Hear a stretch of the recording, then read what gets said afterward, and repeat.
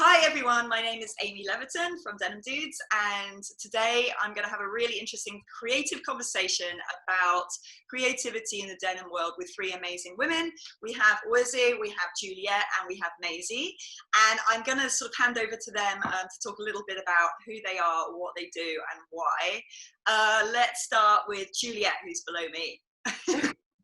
Hi, I'm Juliette. I'm a painter and I paint on clothing, particularly carpenter pants.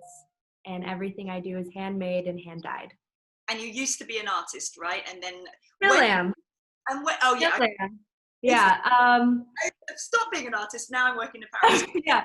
It's like not anymore. No, yeah. Still am an artist. It's just clothing is like my preferred medium right now. Got you. And when did that transition start? I haven't been doing this for that long. It's been under a year. Got you. Wow. It's been like 8 months. That's right. So 2020, really. Yeah, 2020 has been weird. Yeah. Okay, Wizzy. Very weird. Yeah. What about me? you? Oh, sorry. I have a denim brand. I specialize in reworking vintage denim. I've been reworking denim for the beginning of this year because 2020, like we said, being so crazy. But I just launched my website just under a month ago, I think, or over a month ago. Yeah. So really new. Yeah. Really fresh. And what was your background before? You were talking about like what you did.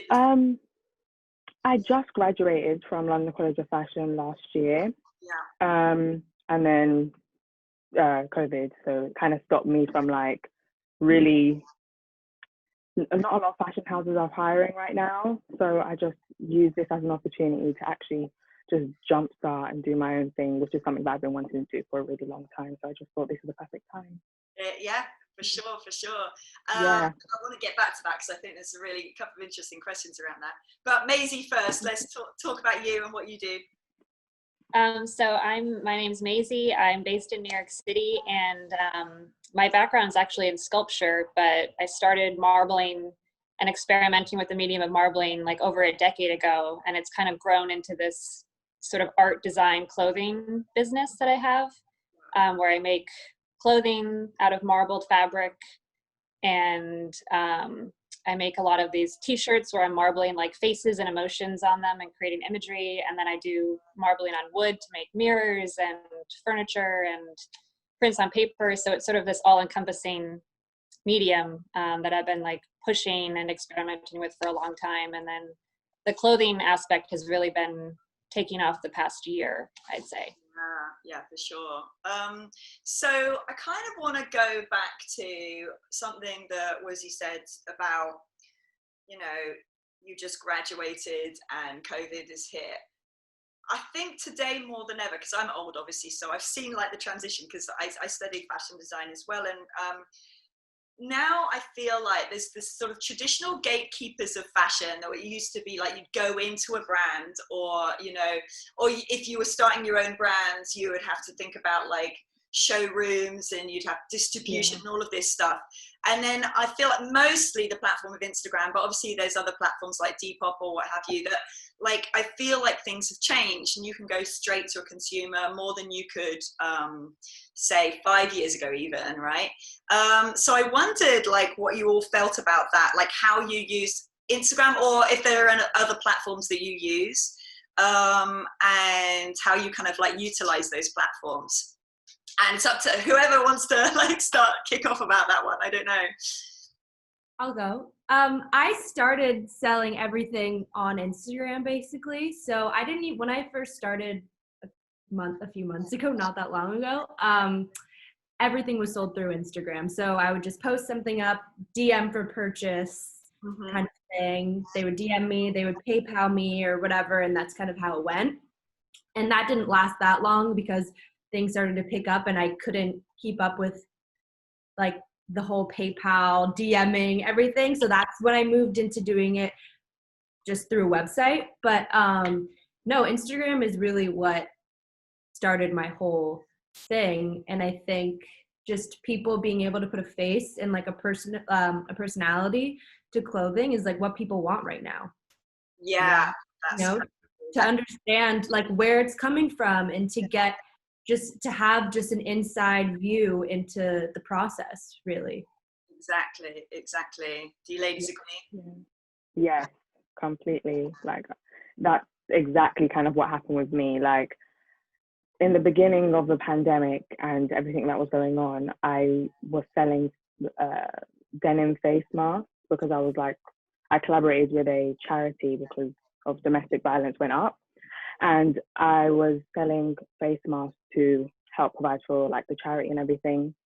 And I didn't realize how much of the influx of DMs that I would get, and I realized like, oh, okay, I might need a website then because I didn't know. I didn't realize like Instagram is really powerful for selling. And I just, because at first when I decided to launch my own brand and everything, I didn't think I would have a website. I was just going to do it through DM, and because I just didn't know how it would go. But yeah, Instagram is very powerful for that type of a thing for sure. I didn't realize. I'm very new to this. So Yeah. in a way, that's like what I like about I feel like, okay, so I'm 40, right? And I think I overthink things and like take a while to like plan and all of this stuff. And then kind of like, it's almost like the overthinking kind of stops you. And I think what's great about this new generation of creatives that I would count you guys in is that you sort of just do it and then iterate and figure it out as you go along. You've got the stuff up and then just see what happens and what hits. And I think that approach seems to really work in today's world, you know. It kind of cultivates a demand in a way. Like I'll make something that I feel excited about, but I'm not totally sure what's going to happen with it, and share like an experiment. And then if there's a lot of feedback, I'm like, okay, like that means I can actually invest in this idea. And then you've already kind of grown some demand for it. So when you do launch it, there's sort of this buzz happening already that you're kind of like, Yeah, you know, egging on a little bit, which is interesting. Promoting some drops, don't you? And then it's just like when it's sold out, it's sold out, which is great. I feel like, you know, that's the thing. I feel like you don't have to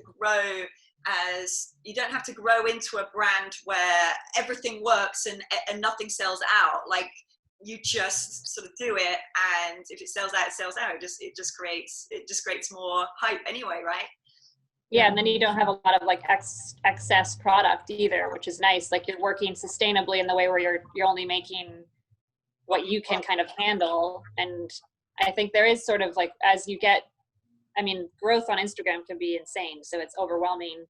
And I think it's nice to be like, look, I'm just going to do this much right now. Like I can't take on a huge amount. Like it's just one person, one artist behind the brand. So it's kind of nice in that way that you can just like make what you can. It's sold out. There's the demand there, but you can sort of like take your time with it a little bit, or hopefully. Like I've kind of been trying to slow down a little bit because it's been a little overwhelming. Yeah, I bet. Yeah. Would you all agree with that?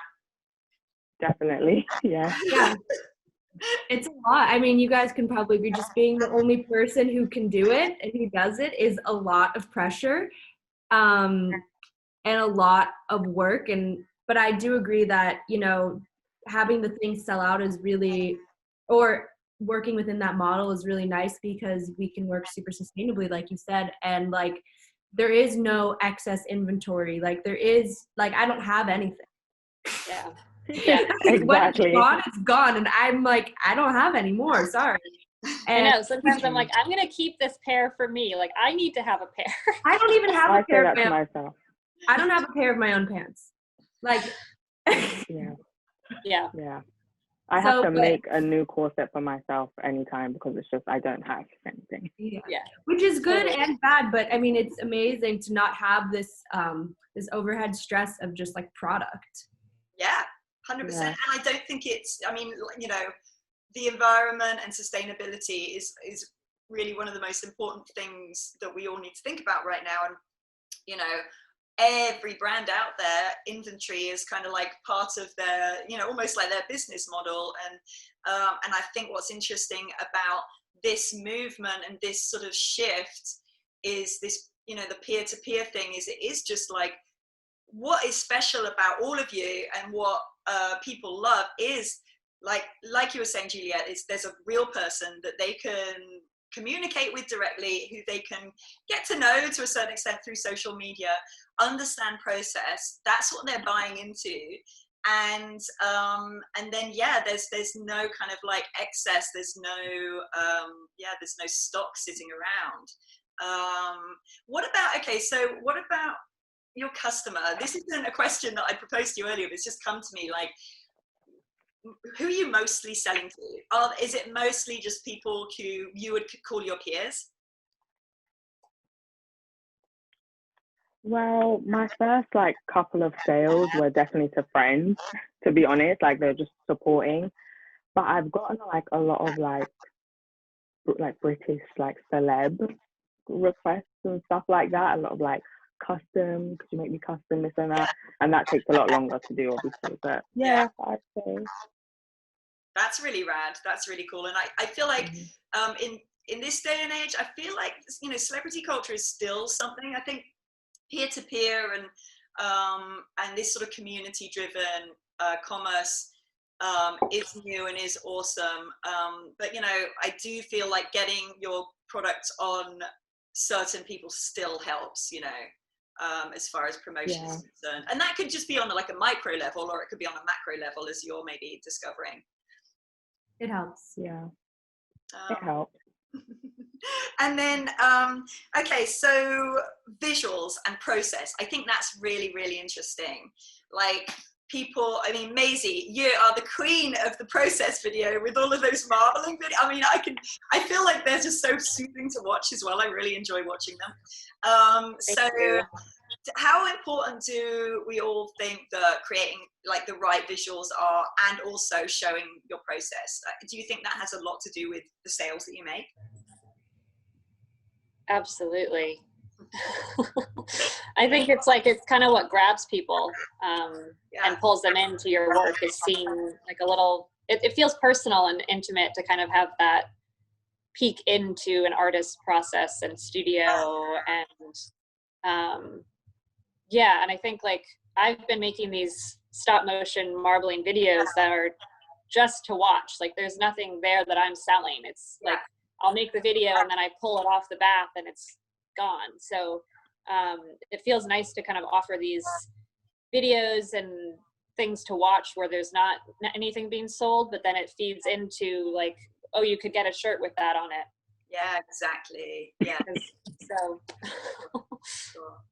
And would you ladies agree that people are very interested in, I mean, I guess it's also from a personal level, they know that you are making it, you know, and so you're right there and they can learn as well. I used to put out my process, but I you know what, because I'm so new, to be honest, I don't know where I want to be just yet in the market. Like, I don't know whether I want to be sold in like Net-a-Porter, or I don't know whether I want to keep it very much, because I still want to definitely be an independent brand, but I don't know whether showing the process is, I don't know. I'm still not decided on that.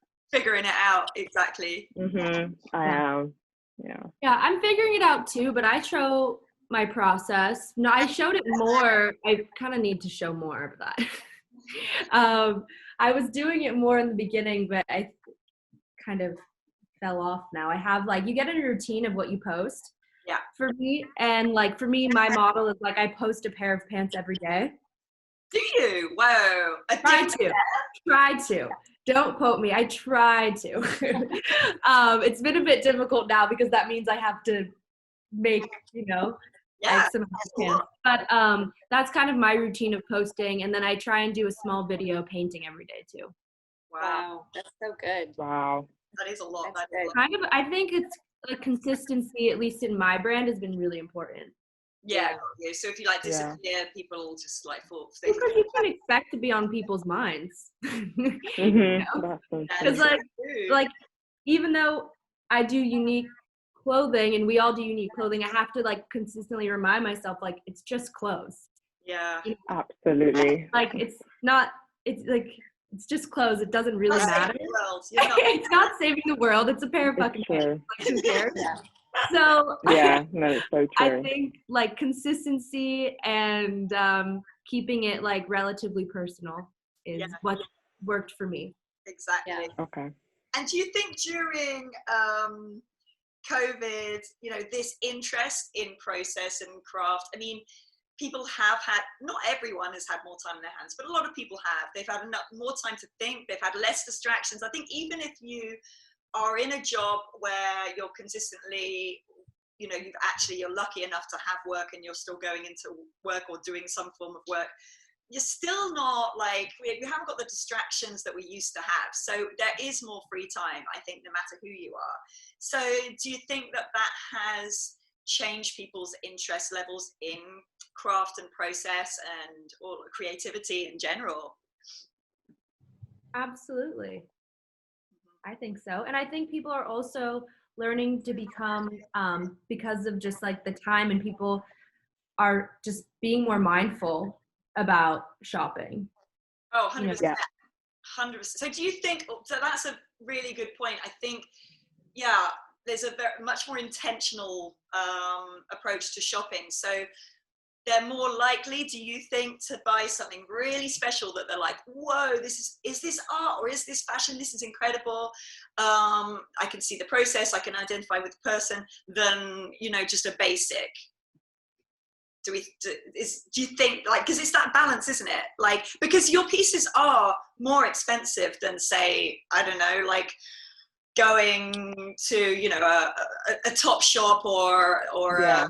you know, a Levi's or what have you. So where do you think that balance is? That's the thing. Because all our pieces, I would say, is more expensive than Topshop. Maybe not Topshop boutique or something, but maybe like I feel like that's where I'm not too sure, because I feel like people are interested in the process because we have a lot of more time. But the question is, do all people really have the money to spend on that really, really special piece? But they maybe would have it on their mind if you're consistent, and maybe when the time comes where they need it, they'll purchase. I think that people are more interested, but the right time, they won't just randomly purchase. I think that's what I think. I feel the same way, that it's like it's something that people can have in the back of their mind to like work towards as a goal. I mean, that's how I work too. It's like, I really want this piece, but I'm going to like save up and work towards it. But what I try to do in my brand is have pieces that are on like a lower price point or a higher price point. Because I want my friends to be able to wear something of mine too. And if they can't afford a $350 pair of jeans, they can afford like an $80 t-shirt. So I try to offer like a kind of, or sliding scale prices too, or doing trades with people, I think is really great. And bartering with other artists and people for services is cool. But there definitely is this like more awareness of our impact on the environment, and it's becoming way more fashionable to be sustainable and mindful with your purchases. So I think as that becomes more popular, that intention is going to be put into, I don't know, how people dress, and also like wanting to dress in a way that kind of expresses your personality and is connected to people that you identify with. And there's so many levels and layers to it. Yeah, and again, I think that all comes down to intention. People have more time to reflect on that and really consider what they want, and then what they're buying and how that's made. It goes to both ways, doesn't it? Yeah. Finally, then, I want to finish off on just the future, really, the future of your brands and the idea of your brands, but also, I guess, the future of craft and the future of like, where do you see this going? Because I personally think that, you know, craftspeople or artists, you know, they've always existed, but never before have you had the control and platform to really like show what you do and communicate directly with consumer. So I don't think that's going to go like, oh, back down again. I feel like we're all going in this direction. So how do you see the future? We're all like, oh, well, for me, I mean, I don't know, you guys can probably agree. I think it's really hard for me to see like where I'm personally going to go with my brand right now. I've had like pretty quick momentum in a very short amount of time. And I feel like I didn't start off doing what I do wanting to have a clothing brand. Yeah. Like that was never the goal at all. I like never wanted that. I'd never really been into fashion. I like clothes, I guess, but like I'm an artist. And so for me, I haven't really had a second to like figure out what I want yet. Yeah. But I like what I'm doing and I'm going to keep doing it. And how I put out product is just by seeing what I want to wear and making it. And like I wear track pants every day, so I decided to do a line of painted track pants.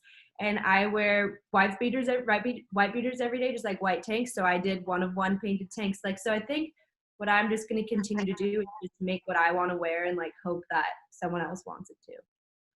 And for the future of fashion, I don't really know. I think people want to shop sustainably, and I think people, this is maybe going to sound weird, but as humans, we like to feel special, and people like to have these specialty one-of-one items, and I think that's natural, and I think there will be more people like us there already has been such an emergence of people come out in the past like 6 months. I feel like makers who are now making clothes, and I think it's only going to keep growing, and I'm just excited to see who else like pops up. And it's cool. It's just like a really cool way to shop. Yeah. And it's fun to see this happening. And it's cool to be part of this creative community where we're scattered all around the world. Yeah. And we're connected through a platform where we can see each other's work, and it's really supportive. Like it's incredibly supportive. So that's really cool that there's this virtual creative community that we're part of, where we haven't necessarily ever met in person, but we're like shouting each other out and being like, oh my God, like this is incredible. And it is really interesting. Like I follow other artists who paint on pants and jeans and whatever, and they follow me and I like their stuff and they like my stuff. And it's not like this, I think there's this thing where it's like, everyone's an individual artist, so only you can do it. Yeah. You know, different than fashion design. Like nobody's ripping each other off, or it's not that kind of thing. It's like everyone's their own thing, and only they can create what they do. When you mass manufacture, that goes out the window. Exactly. That's why competition emerges. But like you say, everyone's got their own way of doing something, and it's so unique because it's literally a person doing it one at a time. That you don't have that. You're right. Yeah. I also, to your point, Maisie, I think as well, it's like for the first time ever, especially at the beginning of COVID, when we were really, really trapped inside, you know, I was communicating with someone, I could communicate with someone around the other side of the world just as much as someone down the road because we were all kind of inside. So to your point, I think that's what's brought people together in communities more. And we're kind of more and more used to sort of like conducting our whole lives on our phones or our laptops or whatever. Wizzy, you got something to say? I can see you thinking. Me? I've got like 3,000 things on my mind, but I was gonna say like the future of my brand, honestly, like I think I do have an idea, but because I've just started, I couldn't say like in 5 years from now. And I think one of you was saying like just staying true to myself. I think it's tough because during this time everybody's kind of is wearing like really casual clothes. I think that's what gave me the inspiration to start my brand. Like even though yes, I do corsets and everything, I do wear jeans every single day pretty much, like other than track pants like you said. And I think it's just staying true to myself and and then letting people come to you. They'll find you. Yeah, for sure. Awesome. I feel like that was amazing conversation. I don't want to keep you any longer. That was brilliant. And I guess also, I mean, I will put under this everybody's Instagram, because obviously that's the whole point, is where to find you. And I'll put that in the text underneath this so everyone can check out what you do, because you all do very unique from each other. Like you do very different things, but it's, you know, super inspirational. thanks so much, ladies. Thank you. Amazing. Super nice to meet you all. Nice to meet you guys. Yeah. Yeah. For sure. Bye. Bye. Bye.